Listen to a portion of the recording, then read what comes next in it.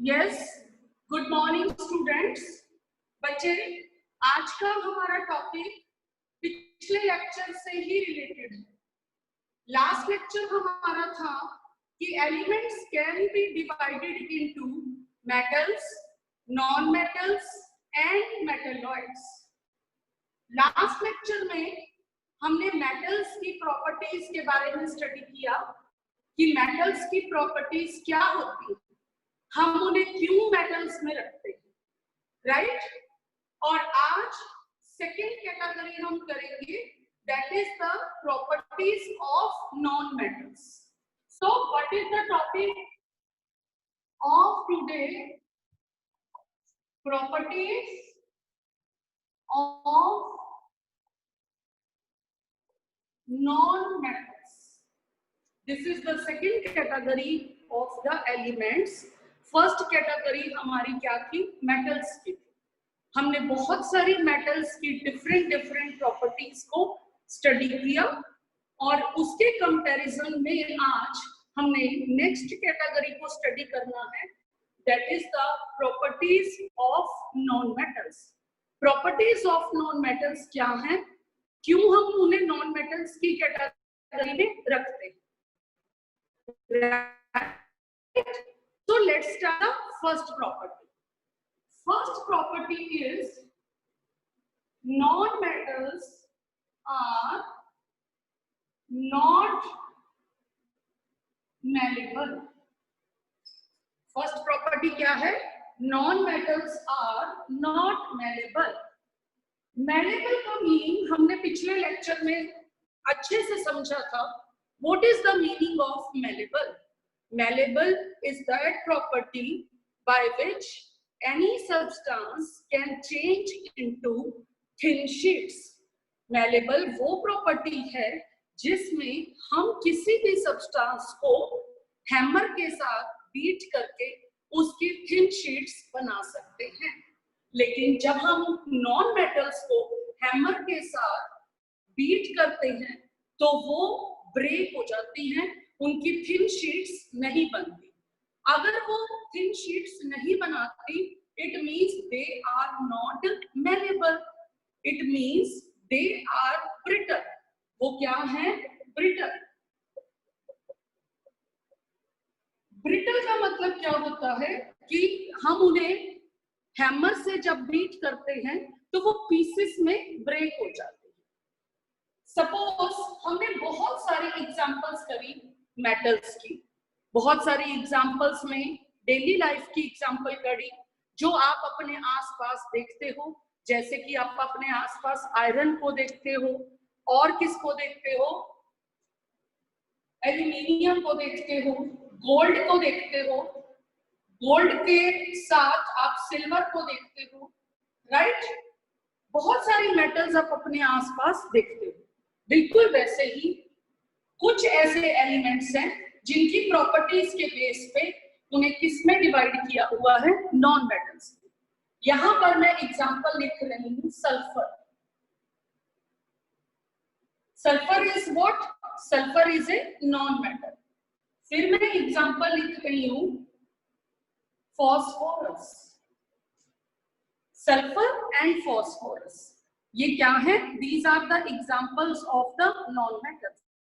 It means sulphur और phosphorus जैसे कि ये नॉन मेटल्स हैं, जब हम इन्हें हैमर से बीट करते हैं तो इनकी थिन शीट्स नहीं बनती और ये क्या हो जाती हैं? पीसेस में ब्रेक हो जाती हैं। इसलिए हम इन्हें क्या कहते हैं? They are brittle. So I think brittle का मीनिंग सबको क्लियर हो गया होगा, मैलेबल का मीनिंग सबको क्लियर हो गया होगा कि जिसकी थिन शीट बनाई जा सकती है वो सब्सटेंस मैलेबल है, और जिसकी थिन शीट्स नहीं बना सकते वो पीसेस में ब्रेक हो जाता है, that substance is called a brittle substance. यहाँ पर हम एक और एग्जांपल भी मैं आपको नॉन मेटल की देना चाहती हूँ, कार्बन। कार्बन का नाम भी सबने सुना होगा। कार्बन जो है बच्चे, दो एलोट्रोप्स में फाउंड होती है। एलोट्रोप्स का मतलब क्या है? 8th क्लास में भी आपने एलोट्रोपी और एलोट्रोप्स पढ़ा। एलोट्रोप्स क्या है? फिजिकल फॉर्म से किसी एलिमेंट के। एलोट्रोप्स क्या है? Physical forms of one element, किसी भी एलिमेंट की फिजिकल फॉर्म। तो कार्बन की यहाँ पर क्या फॉर्म लिख रही हूं मैं, diamond, and second is graphite. अब ग्रेफाइट की बात करें, यानी कि कार्बन के एलोट्रॉप की बात करें, तो कार्बन का एलोट्रॉप ग्रेफाइट, उसको भी जब हम हैमर से बीट करते हैं तो वो भी पीसीस में क्या हो जाता है, ब्रेक हो जाता है। So first property is clear to everyone. Now we move to the second property. Non-metals are not ductile. Second property क्या है? Non-metals are not ductile. Ductile का मतलब ऑलरेडी चुके हैं, beat the substance and form a long thin wires, जिसमें हम किसी भी सब्सटेंस की थिन वायर्स बना सकते हैं, उस सब्सटेंस को हम क्या कहते हैं, डक्टाइल कहते हैं, और उस प्रॉपर्टी को हम क्या कहते हैं, डक्टिलिटी कहते हैं, राइट। नॉन मेटल्स जो हैं उनकी हम वायर्स नहीं बना सकते, जब वो हैमर से बीट करने पर ब्रेक हो जाती हैं पीसेस में, तो how it is possible to make the long thin wires, हम उनकी लॉन्ग थिन वायर्स कैसे बना सकते हैं। It means it is clear non metals are not ductile. Again you can write the example here, that is sulphur and second is what, phosphorus. यहां पर आप फिर से एग्जांपल ले सकते हो सल्फर और फास्फोरस। थर्ड है हमारे पास property, non metals are bad conductor of heat and electricity. Non metals are bad conductor of heat and electricity. Everybody knows what is the meaning of bad conductor. Bad conductor अगर वो substance electricity का है, अगर वो bad conductor है, it means what the meaning of bad conductor here, it means कि वो अपने में से हीट को पास होने नहीं देता, वो अपने में से इलेक्ट्रिक करंट को पास होने नहीं देता, एक एंड से इलेक्ट्रिक करंट दूसरे एंड तक ट्रांसफर नहीं होता। जैसे कि आपने मेटल्स के केस में विद एक्टिविटी देखा था कि मेटल्स के केस के अंदर क्या था कि एल्यूमिनियम की हमने रोड ली थी और एक एंड में हीट पास कर रही थी और वो ट्रांसफर होकर दूसरे एंड तक चली गई थी, जिसने वैक्स को क्या कर दिया था, मेल्ट कर दिया था और आयरन नेल फॉल डाउन हो गए थे। और उसका ही वाइस वर्सा हम यहाँ पर पढ़ रहे हैं कि जो सब्सटेंस अपने में से हीट को पास होने नहीं देता, जो सब्सटेंस अपने में से इलेक्ट्रिक करंट को पास होने नहीं देता, तो वो क्या है, बैड कंडक्टर है हीट का और इलेक्ट्रिसिटी का, राइट।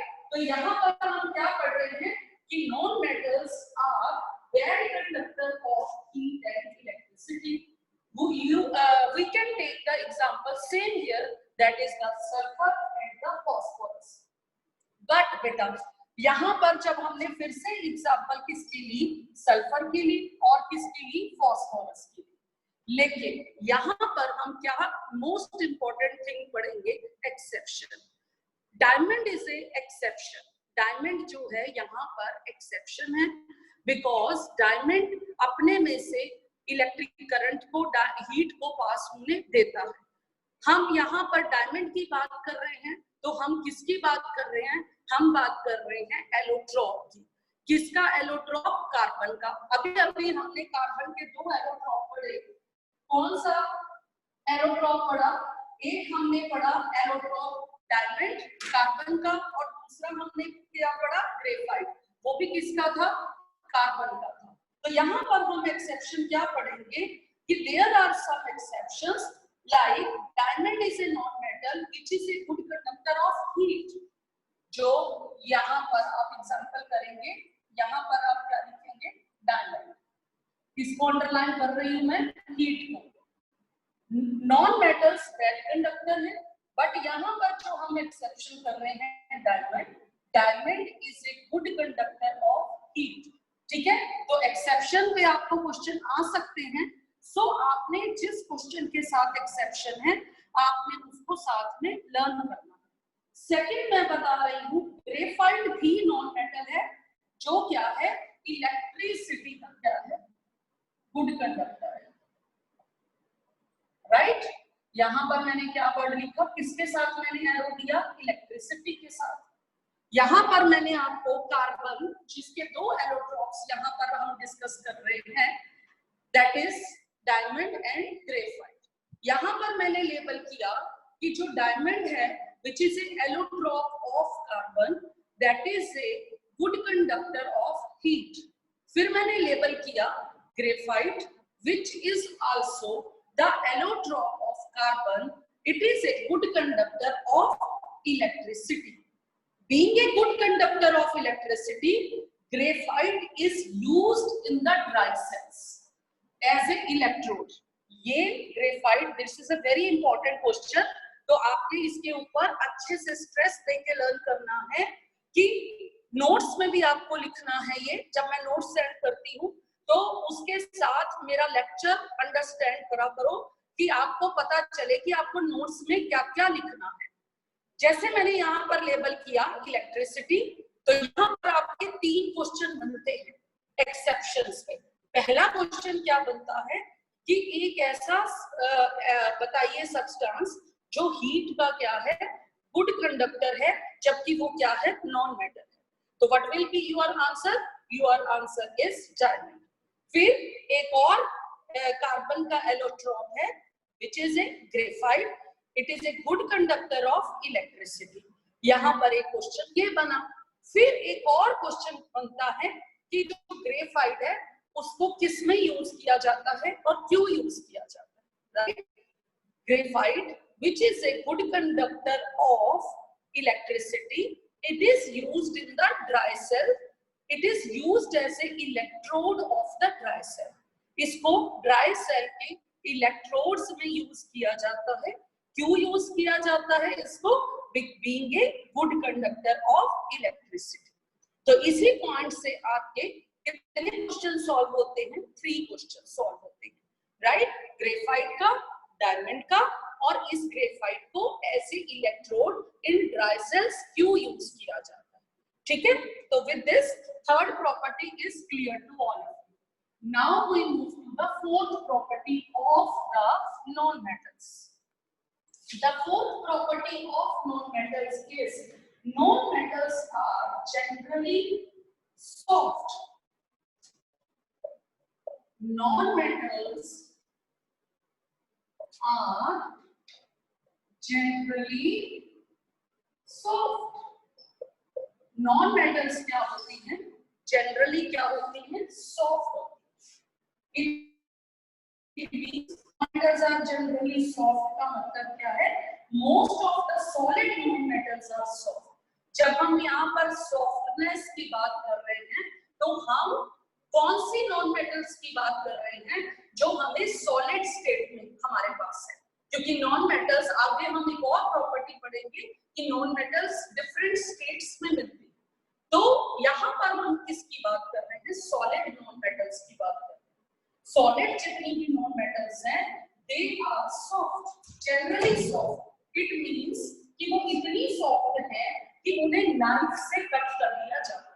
जैसे आपने मेटल्स के केस में सोडियम और पोटेशियम की एक्सेप्शन करी थी कि वो सॉफ्ट है, लेकिन नॉन मेटल्स ऑलमोस्ट जो सॉलिड स्टेट में मिलती है वो क्या होती है, soft. It means they can easily cut with the knife, but the exception is there also. यहाँ पर भी हम किसकी बात करेंगे, एक्सेप्शन। कौन सी एक्सेप्शन है, डायमंड। फिर से मैंने यहाँ पर लिखा एक्सेप्ट डायमंड। ये बहुत इंपॉर्टेंट बातें हैं जो आपको एक्सेप्शंस में लिखनी है। क्यों लिखनी है एक्सेप्शंस में, number of times you will get the questions from the exceptions. आपको एक्सेप्शंस में से क्वेश्चन आते हैं, वन वर्ड क्वेश्चंस आते हैं, एमसीक्यूज की फॉर्म में क्वेश्चंस आते हैं, they are mostly from the exceptions.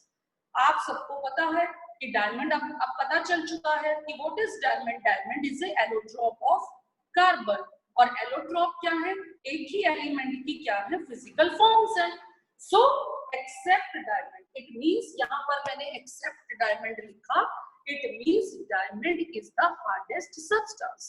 जबकि ये नॉन मेटल होते हुए भी ये क्या है, हार्डेस्ट सब्सटेंस है। नॉन मेटल्स जनरली क्या होती हैं, सॉफ्ट होती हैं, right. This property is clear to you. Move to the next property. Next property है non metals are not lustrous.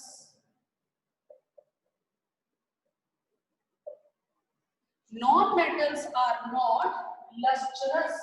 Lustrous का मतलब आपको पता है अच्छे से, क्या मतलब होता है lustrous का? Special shiny surface. Luster का मतलब क्या होता है? Special shiny surface. इसका मतलब क्या हुआ? Non-metals का एक स्पेशल शाइनी सरफेस नहीं होता। Non metals are not lustrous, it means what, they are dull in appearance. उनकी अपीयरेंस क्या होती है, डल होती है, राइट। क्लियर आगे, they do not have a shiny lustrous, उनकी एक खास चमक नहीं होती। It means they are dull in surface, dull in appearance.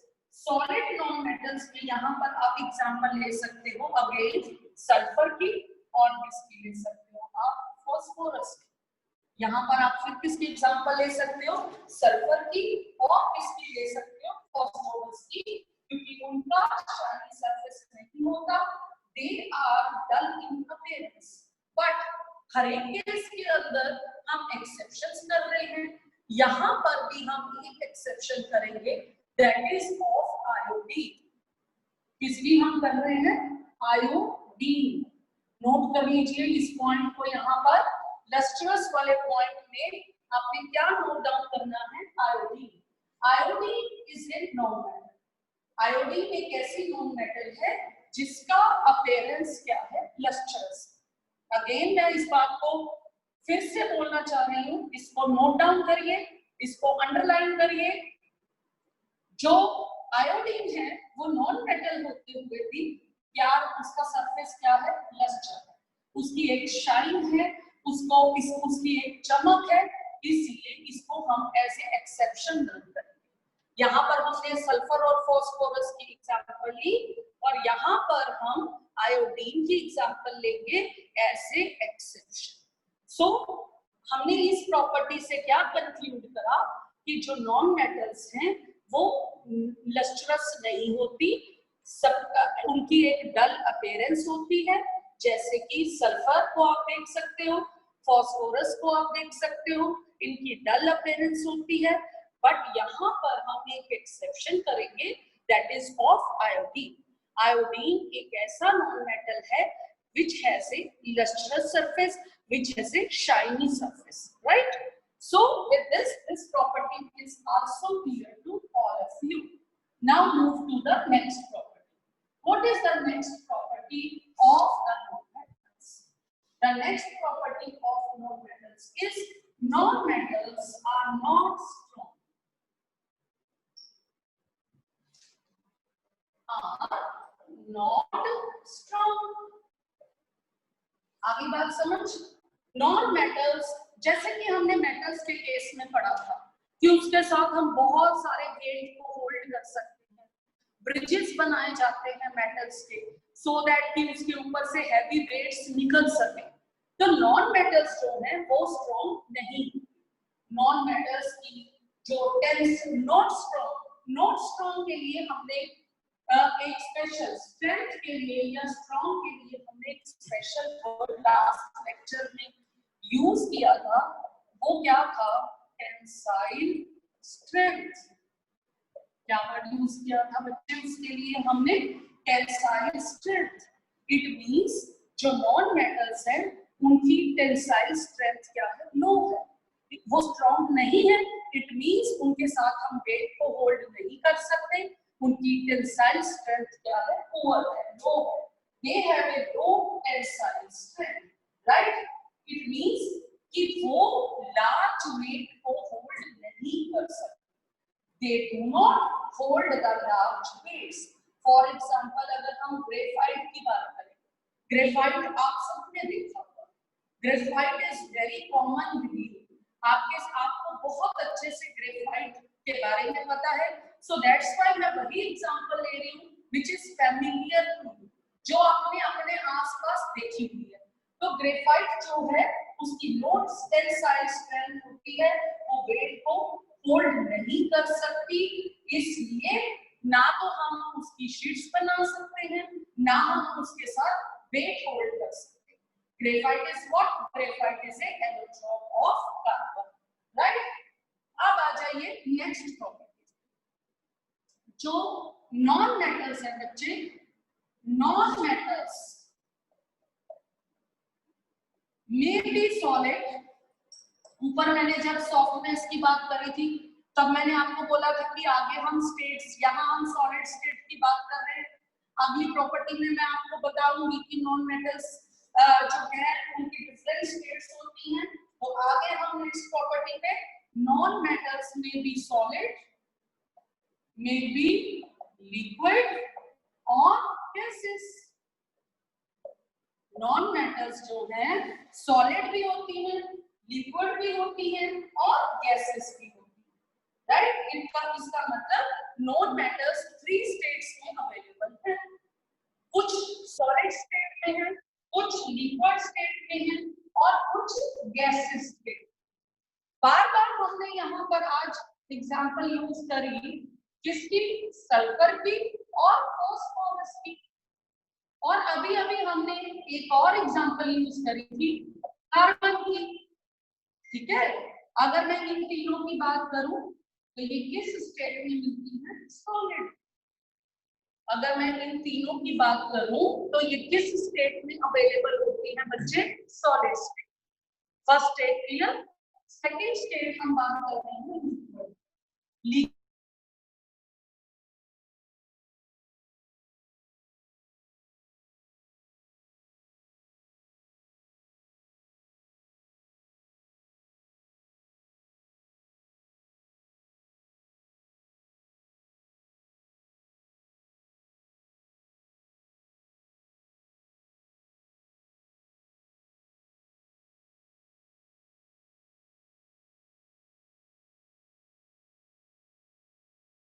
Metals हैं वो 3 स्टेट्स में अवेलेबल है। Number 1 state is solid, number 2 liquid and number 3 gases.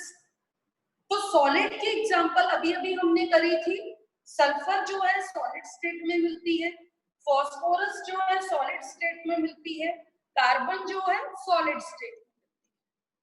Next मैंने यहाँ पर लिखा था लिक्विड स्टेट, और लिक्विड स्टेट में हमारे पास कौन सी एग्जांपल है, ब्रोमाइन।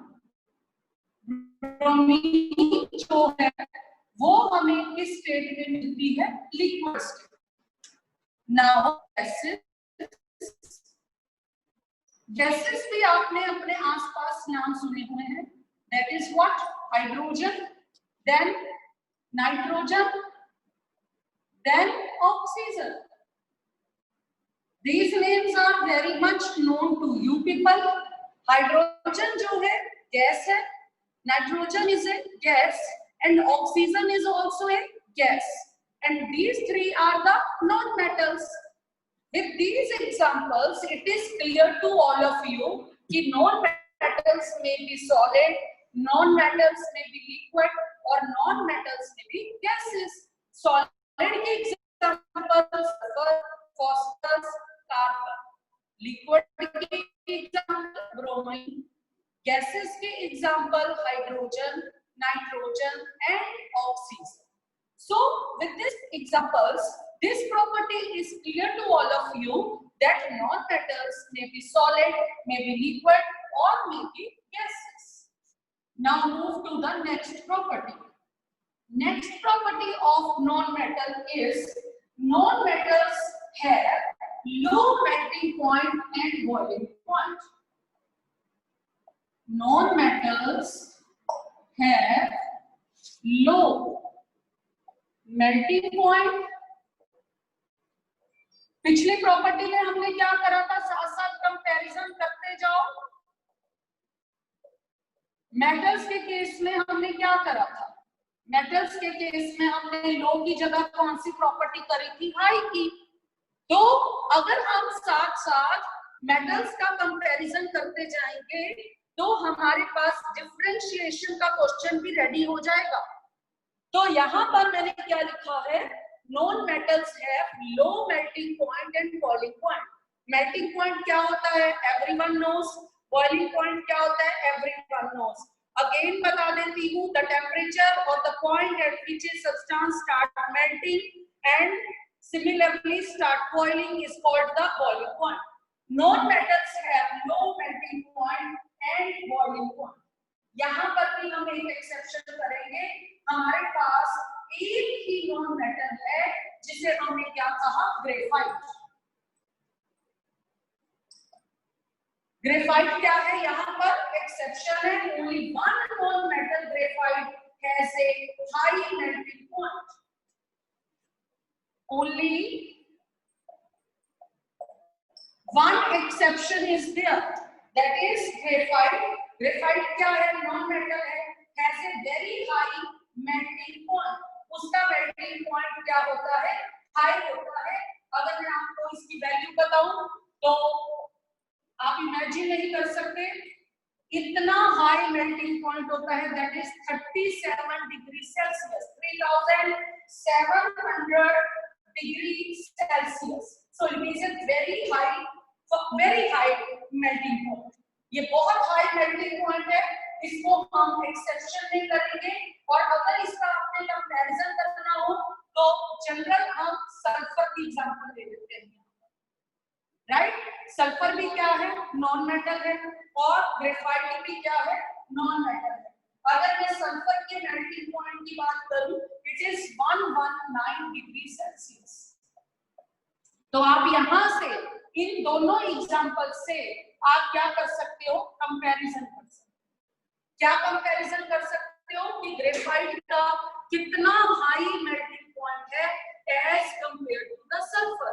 सल्फर का कितना है, 119 डिग्री सेल्सियस, और एज कंपेयर टू ग्रेफाइट, जबकि दोनों ही नॉन मेटल है, as compare to graphite which has the 37 degree Celsius, which is a very high melting point. So non-metals have low melting point and low boiling point, except graphite. Graphite is having a very high melting point. Right? Now move to the next. Non-metals have low densities.